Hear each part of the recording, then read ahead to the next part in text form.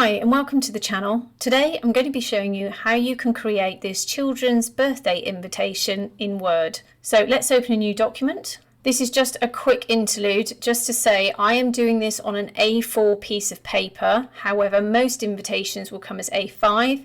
So make sure you go to Layout, Size, scroll down and click A5 and resize your piece of paper before you make your actual design. Otherwise everything's going to be too big and will print out as A4. So the first thing to do is to pick your particular pictures or images that you want to use, because often these will dictate your colour choices. So for example, let's just go onto the internet. Here we have a website called Pixabay. It's pixabay.com, and this is just to search through a number of different images that you might want to use for your invitation. So in the search bar at the top here, I'm just going to insert cartoon octopus. You can obviously put in what you want, and then I'm going to press enter. And then at the top here you can see all images and a drop down. I'm going to just go down to illustrations and select that one, and then you can just scroll down and pick from any image you want. And don't forget, this can be any image. I've picked octopuses, you can pick rainbows, unicorns, whatever you choose. So this is my image. The really important thing to note is that when you do pick your image, you need to have this checkerboard on the outside, because that means the background is translucent. There is no background. If you want to make a white card, then you can pick one with a white background. But obviously if you select a blue background, you'll get the entire picture and not just the octopus. So I'm going to select this image. Then in the downloads here, click on the drop down, select any size you want. I'm just going to select the largest, and then just click download. Then I'm going to go back to insert, pictures, click on the drop down and select picture from file. I'm going to select my downloads file, and as you can see at the top here I've got an AI generated image. I'm going to select that one and then click insert. Once your image is inserted, you won't be able to move it, so go up to wrap text and select in front of text. If you can't see this ribbon, it's because you need to be on picture format. If you can't see that, it's because you haven't selected your image. Now I can go ahead and resize my image, and of course I can move it, and I can also rotate it using this circular icon at the top. But before I do that, I'm going to duplicate it. The easiest way to duplicate an image is to select it, hold down your Alt or Option key on your computer keyboard, click and drag, and you'll then have a duplicate. And then I'm just going to make this one a little bit smaller, just move it to the edge here. I'm going to rotate this one this way and this one this way. I'm not going to worry too much about the alignment at the moment because it will change as we go through this process. So next I'm going to insert some graphics. So I'm going to go to Insert, Shapes. I'm going to scroll down and I'm going to look for this wave one here, and then just click and drag out that shape. Now all shapes have a borderline and a fill color. Let me just show you. If I deselect this shape, you can just see that borderline around the outside. I don't want a borderline color, so I'm going to select it, go to shape format, go along to here and select no outline. And in the shape fill, I'll show you that in a second because we're going to copy our pictures. So I'm going to move this over to the side. I'm going to rotate it, move it to the top, and then pull down the bottom and create a border. Now to select the shape color, this is quite important. You need to select something from your images to make this whole thing cohesive. Otherwise it's going to look just messy and the colors won't match. So you can do a tonal color difference, or you can do a completely different color. You can see here we've got a slight pink and we've got these gradients of a greeny blue aqua color. So select your shape, go up to shape fill, click on the drop down and go down to more fill colors. Now here you have a color wheel which you can move this little circle around. You've got this slider here to make your colors brighter or darker, and then the color that you've overall selected will appear in this square here. Now if you're lucky enough to have the eyedropper tool, you can simply click on the eyedropper, go over the top of your image, and as I move over the top you can see I can select from any of these colors. So I've just selected that darker outline color there, but I can also go to the darker colours here and select from here. Once you've selected your colour, you click OK, but obviously you can use this little marker here if you don't have the eyedropper tool to match the colours as you go. It's a little bit more trickier because you've got to understand how the colour's made up, so it's a bit more green, it's lighter or darker, and then just once you're happy, just click OK. So I've already got my colours up here, so if I click on the drop down, you can see in my recents I've actually selected the colours within the octopus. So I'm going to select the lighter colour for the border, and then once again I'm going to copy this by holding down that Alt key and just pasting it across to the other side. You can see they're both selected now, so I'm going to deselect them both by just clicking anywhere. I'm going to reselect one, hold down the Alt or Option key again to select another one. Again, both selected, so deselect. I'm going to reselect this one and then I'm going to turn it round. And then I'm going to put this one at the top.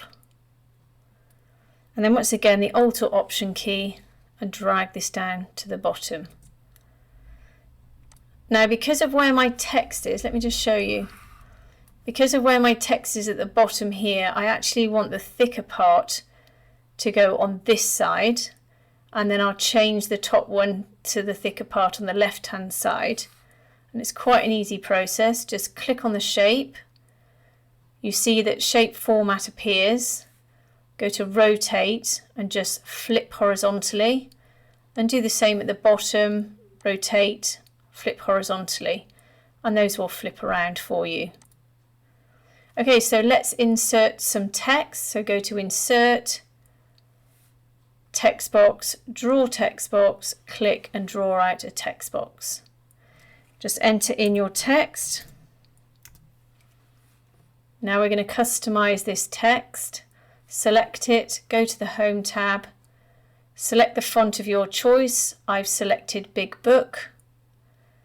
Then I'm going to increase the size of it, so I'm just going to, in here, I think this was 100, press enter.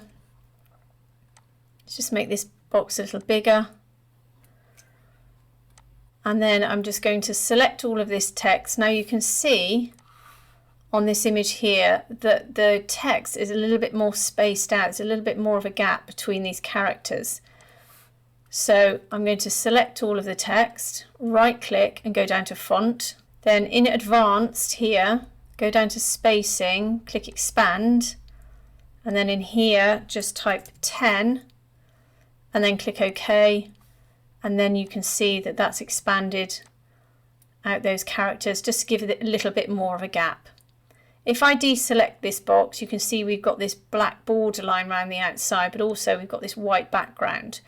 So I'm going to get rid of both of those. So select the box, go to Shape Format, go to the outline and select No Outline, go to Shape Fill and select No Fill, and now you can see it's completely transparent.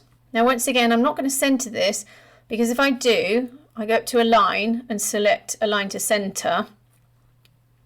It will actually align it to the center of my page, but I actually want to align it to the center of these two border lines. So I'm just going to do that by eye.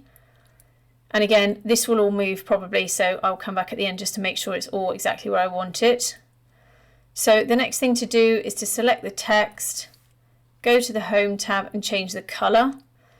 So I want it a combination of these two colors. So I'm going to select this one first, and then I'm just going to select two of the characters and change them to the slightly lighter color here, and then select this character here, and once again select that lighter color. Now I'm going to steal this box or copy this box. So again, click and drag, deselect, reselect this box. I'm going to select the text by clicking and dragging across it, type the word is, and then what you can do, you don't always have to put your cursor inside the box and select the text. If you just select the box without putting your cursor inside, and then you can actually make the adjustments, you don't actually have to select all of the text. Just a slightly quicker way of doing it. Let's just make that a little bit smaller. Now these are the increase and decrease font size tools here, really useful because they give you very much of a preview. I'm just going to move this one down, roughly there. Then I'm going to borrow this box again, deselect, select all of the text by just double clicking inside and dragging across, change that to number 6. Then we're going to select this number 6, and then we're going to make this 550 font size. And then we're just going to make the box a little bit bigger. And then for this font, I'm going to select the pink. This is all happening on the Home tab. Now for the border of this number 6, I want to change it. So this time I can go to Outline, and then I can select this darker colour here, and then go back up, and then in the outline I can select the weight, and I can go to 2 1/4 points, and then if I want to slightly rotate this number 6 I can do, or I can leave it flat, it really doesn't matter. Now you can see the number 6 is over the top of everything, so it acts a little bit like layers. You can see these things are laid on top of each other. The way to control that is to select it and go to shape format.